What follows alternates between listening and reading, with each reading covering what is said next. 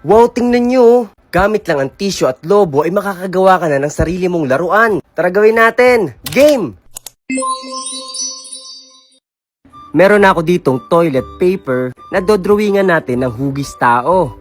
Yan.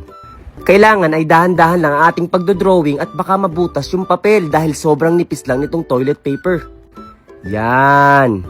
Ang pagdodrawing natin ng tao ay hugis tao lang talaga. Hindi masyadong detalyado at kailangan lang nating makuha yung pinakahugis niya. Katulad nito, sabay guguntingin natin. Yan. Ayos na to. At syempre, di ba may patong-patong yung tissue? Tatanggalin natin siya isa-isa hanggang sa maging manipis na manipis yung pinakapapel at hugis tao na ginawa natin. Katulad nito, dahan-dahan lang. At baka mapunit siya. Yan. Tingnan nyo, napakaraming piraso ng papel yung nagawa natin na hugis tao. At kailangan ay mapaghiwa-hiwalay natin sila.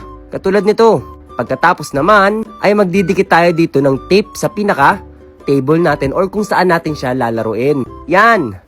Sana ay totoo yung sinasabi dun sa video. Excited na akong makita.